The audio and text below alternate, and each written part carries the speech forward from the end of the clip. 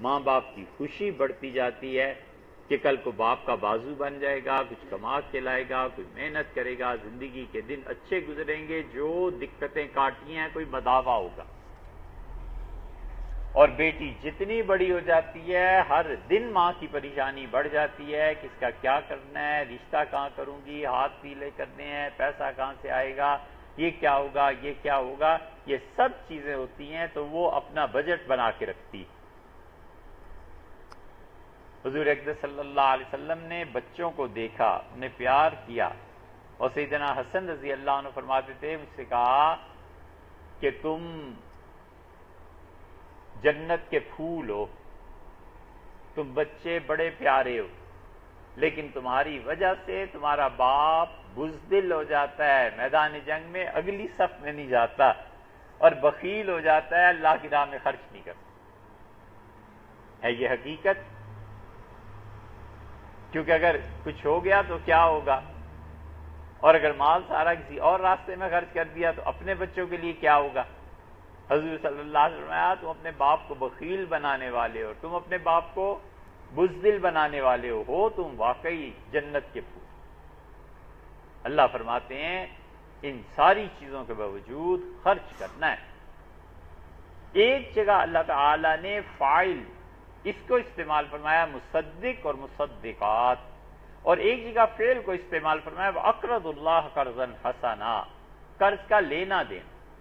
ایک جگہ فرمایا صدقہ کرنے والا، صدقہ کرنے والی، اور پھر فرمایا قرض کا دینے والا۔ قرض کا دینا ایک فعل ہے، اور صدقہ کرنے والا مرد ہے، صدقہ کرنے والی عورت ہے۔ فرق جو مفسرین نے لکھا ہے وہ کہتے ہیں مصدقین اور مصدقات کا مطلب یہ ہے کہ یہ وہ لوگ ہیں جو اللہ نے ضروری قرار دیا ہے اس کو خدا کی راہ میں خرچ کرتے ہیں۔ زکوٰۃ ضروری ہے، فطرانہ ضروری ہے، قربانی ضروری ہے، جو واجب صدقات ہیں یہ پورے کرتے ہیں،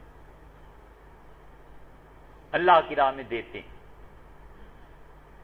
اور دوسری طرف اللہ نے فرمایا جو قرض دیتے ہیں، اس سے مراد وہ کہتے ہیں یہ ہے کہ کبھی ہنگامی بنیادوں پر ضرورت پیش آ جاتی ہے، زکوٰۃ دے دی، فطرانہ دے دیا، سارے سال کا جتنا اللہ نے ضروری قرار دیا تھا سب دے دیے، اور اس کے بعد کہیں زلزلہ آ گیا، فوج کو ضرورت پیش آ گئی، کہیں دینی مدارس میں ضرورت پیش آ گئی،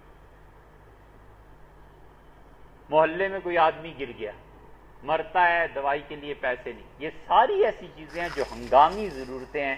اللہ نے کہا اگرچہ پیسے تم دے چکے ہمارے جو واجب تھے، لیکن ان ہنگامی ضرورتوں میں اگر پیش آ جائے کوئی مسئلہ پھر بھی خرچ کر دو، یہ ہمارے ذمے قرض رہا تمہارا پیسہ، ہم کیا کریں گے، یضاعف لہم، ہم کئی گنا اس سے بڑھا کر تمہیں لوٹا دیں گے، ولہم اجر کریم، اور اس کے ساتھ ساتھ ثواب بھی دیں گے، پیسہ بھی واپس آ جائے گا، ثواب بھی ملے گا۔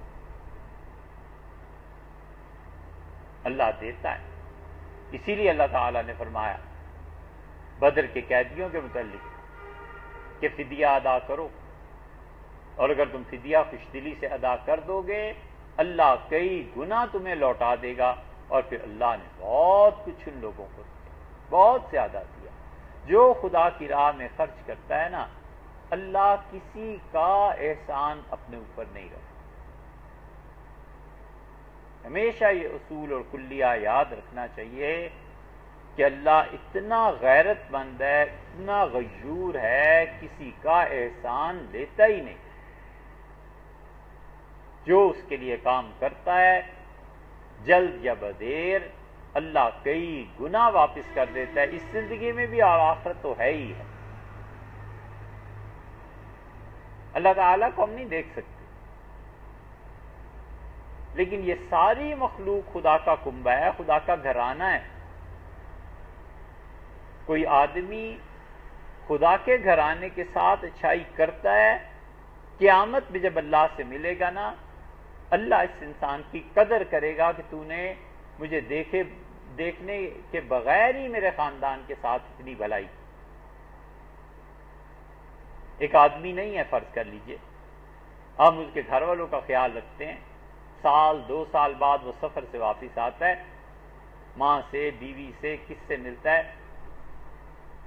وہ رپورٹ کرتی ہیں اور کہتی ہیں محلے میں فلاں آدمی نے ہمارا بڑا خیال رکھا، آپ اس کا ضرور شکریہ ادا کریں۔ آپ کے بھائی نے خیال رکھا، سسر نے خیال رکھا، کوئی کمی آپ کی محسوس نہیں ہونے دی. تو جو شریف آدمی ہے جاتا ہے 10 تحفے لے کے بھی اور کہتا ہے کہ غیر موجودگی میں میں پھنس گیا تھا، فیملی کا آپ کی بڑا احسان، آپ کی بڑی مہربانی. یہ مثال ہے اس شخص کی جو اللہ کے دن دیکھے اس کی مخلوق کی خدمت کرتا ہے، لوگوں کے ساتھ اچھائی سے پیش آتا ہے، جو اللہ نے دیا ہے توفیق کے مطابق خرچ کرتا رہتا ہے.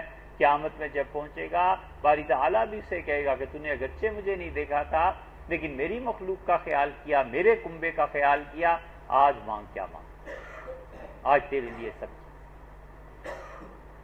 اسی لیے رسول اللہ صلی اللہ علیہ وسلم نے مالی معاملات میں لوگوں کو بتایا کہ جو آدمی درگزر سے کام لیتا ہے، آپ نے فرمایا میں تمہیں بتاؤں قیامت کی سختیاں کم ہو جائیں گی. لوگوں نے عرض کیا کہ اللہ کے رسول ضرور. آپ نے فرمایا اور قرض معاف کر دینے والے. سورہ توبہ میں آتا ہے اللہ نے کہا والغارمین، اور زکوٰۃ کا مال دو لوگوں کی گردنیں آزاد کرنے کے لیے. کسی شخص پہ قرض ہو گیا ہے محلے میں، کسی آدمی پہ کسی اور معاملے میں قرض ہو گیا ہے، زکوٰۃ اسے دو تاکہ وہ اپنے قرض کو اتارے، اپنی جان چھڑائے.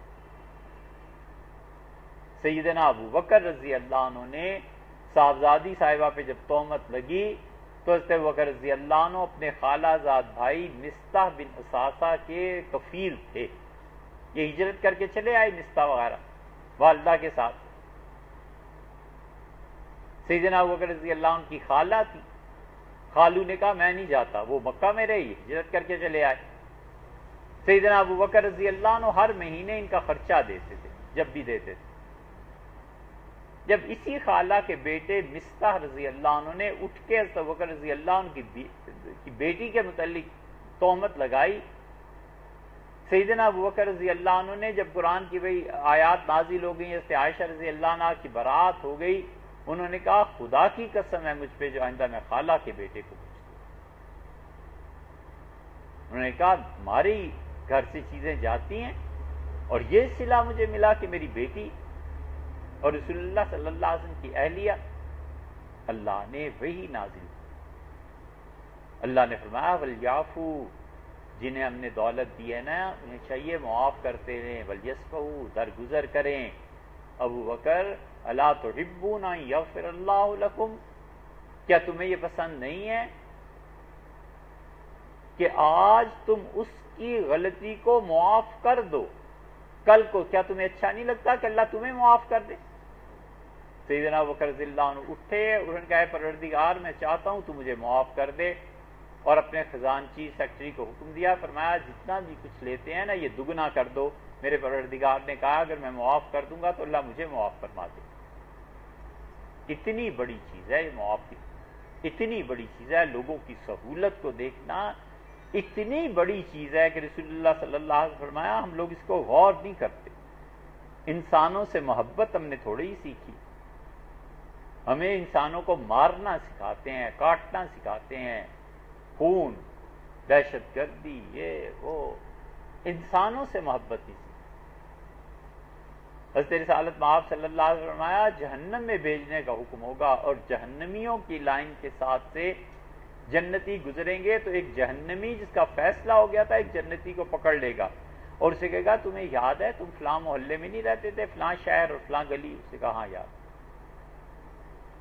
اس کا تمہیں یہ بھی یاد ہے کہ تم ایک دن آئے تھے اس گلی میں محلے میں ہمارے اور تمہیں شدید پیاس لگی تھی اور میں نے پانی پلا دیا.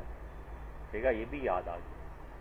وہ کہے گا آج پروردگار کے پاس چلو، میری سفارش کرو، مجھے بخشوا دو. دونوں چلے جائیں گے. اللہ فرمائیں گے کہ تو جنتی ہے، تو بخشا ہوا ہے، تجھ پہ میرا کرم ہوا ہے، تو کیوں پلٹا؟ عرض کرے گا میرے پروردگار اس نے ایک گلاس پانی مجھے کسی وقت پہ پلایا تھا، مجھے بڑی پیاس لگی ہوئی تھی. اللہ اس کے جو بھی کرتوتوں وہ پانی کا بدلہ اسے ضرور دینا ہے، اس کے احسان کا شکریہ ادا کرنا، اسے معاف فرما دیں. اللہ فرمائیں گے تو بھی بخشا ہوا ہے، جس کو تو کہہ دے اسے بھی بخش دے. یہ ایک گلاس پانی ہے. دوسری روایت میں آتا ہے کسی طرح لائن لگی ہوئی گی اور ایک جہنمی جنتی کو پوچھے گا کہ تمہیں یاد ہے ایک مرتبہ میں نے تمہیں وضو کرایا تھا، تمہیں نماز پڑھنی تھی اور پانی نہیں مل رہا تھا تو میں نے گھر سے پانی لا کے وضو کرا دیا تھا. وہ کہے گا یاد آ گیا، اور پھر وہی ہوگا اللہ اس سے بھی بخش. یہ اتنی قدر ہے اللہ کے ہاں پانی کی، خرچ کرنے کی، لوگوں کو معاف کرنے کی. اللہ فرماتے ہیں کہ وہ تو ادا کرنا ہی کرنا ہے تم نے جو زکوٰۃ اور صدقات. اس کے علاوہ بھی جو تمہارے پاس مال ہے نا، کبھی ایمرجنسی میں ضرورت پیش آ جائے ہمیں قرض دے دو، ہم تمہیں لوٹا دیں. اور اب امت اتنی گر گئی ہے کہ جو اللہ نے فرض قرار دیا ہے اسے ہی ادا نہیں کرتے. تو اصل مال تو سرمایہ دار کہتا ہے بالکل بات ہی نہ کرنا اس کے متعلق، اس پہ بزنس کر کے جو نفع آیا ہے اور جو زکوٰۃ اس پہ بنتی ہے وہ دو. بہت تھوڑے لوگ ہو، وگرنہ یہ امت زکوٰۃ کا مال انتظام کے ساتھ خرچ کرنے لگے. کتنے ہی تعلیمی ادارے چل سکتے ہیں اور کتنی تعلیم عام ہو سکتی ہے. عجیب و غریب چیزیں ہیں، تصور صحیح نہیں. ایک صاحب کسی وجہ سے تشریف لائے، بہت مدت کی بات ہے، اور لائبریری دیکھ کے بہت ناراض ہوئے. کچھ بے تکلفی بھی تھی، کہنے لگے یہ کیا کرنا ہے، ان کتابوں کو بیچیں آپ، کیا فائدہ ہے ان کا، کون پڑھتا ہے، اور اتنے لوگ پڑھے لکھے ہیں، اس کا کیا، بیچیں جی. ہم نے بھی ضبط کیا، ہمیں پتا تھا ایک مسئلہ ہے، بس بیٹھ کے وہ بات کرنی ہے، پھر کون سا انہوں نے آنا ہے، تھے بہت بڑے سرمایہ دار. تو ساری لائبریری کے خلاف غصہ جھاڑ کے پھر اس کے بعد انہوں نے اپنا بیان کیا، مسئلہ حل ہو گیا. اوپر آئے یہاں تو جاتے جاتے پوچھتے ہیں مسجد کا چھت کیوں نہیں پڑا. تو کسی نے بتایا کہ سریا آئے گا تو چھت پڑے گا. فیکٹری پہنچے، کتنے کا سریا ہے، 17 لاکھ کا. ان کا یہ لے جاؤ چیک، میں کہو چھت دلوائیں، 10 لاکھ کا یہ لے جاؤ. ذہن کیا ہے؟ ذہن یہ ہے کہ مسجد بنانے میں بڑا ثواب ہے، اللہ گناہوں کو بخشے گا، خوش ہوگا. ذہن یہ ہے کہ غریب بچی کی شادی کرا دینے میں بڑا ثواب، بچیوں کا جہیز دینے میں بڑا ثواب.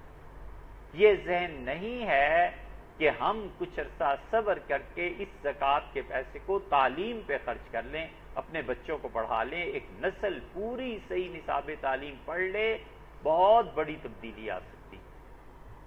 کیونکہ علم خود نہیں ہے نا، تو اس لیے اس کا مال زکوٰۃ اور صدقے کا، اور علم جمع نہیں ہوتا. صدقے اور زکوٰۃ کا مال اور صحت جمع ہو جاتی ہے تو شوکت خانم بن گیا.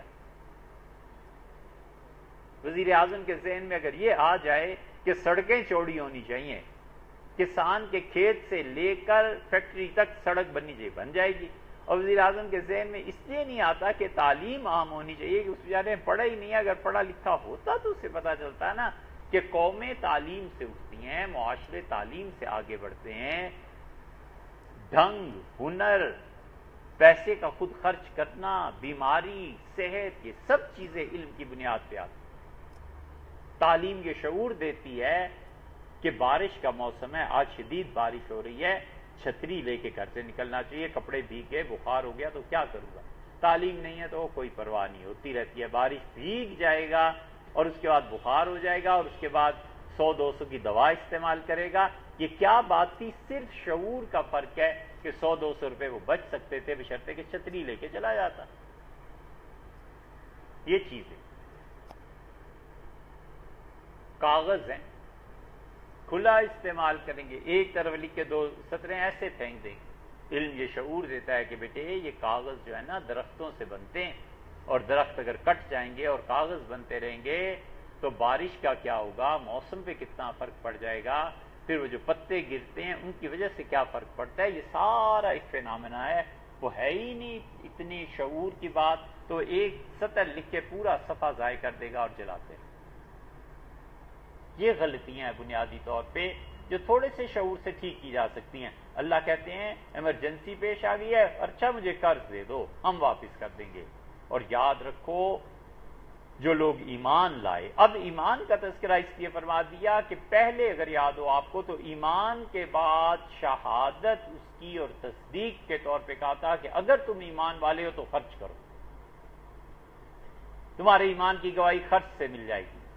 اچھا بھئی تم نے خرچ کر لیا تم نے ایمان کی گواہی دے دی اپنی، والذین آمنوا باللہ ورسولہ، اور جو لوگ اللہ پر ایمان لائے اور جنہوں نے انبیاء علیہ الصلوۃ والسلام پر ایمان لائے، اولئک هم الصدیقون، وہ ہمارے صدیق ہیں، وہ بہت بڑے صداقت کے بلند مرتبے پہ فائز ہیں، والشہداء عند ربہم، اور ہمارے قریب ہیں وہ صدیق بھی اور شہید بھی جو گواہی دیں گے، لہم اجرہم، ہم انہیں اجر بھی دیں گے، ونورہم، اور قیامت کے دن انہیں نور بھی دے دیں گے، والذین کفروا وکذبوا بآیاتنا، اور جنہوں نے کفر کیا اور ہماری آیات کو جھٹلایا، اولئک اصحاب الجحیم، وہ لوگ ہیں جو جہنم میں جانے۔ اس کی تشریح انشاءاللہ آئندہ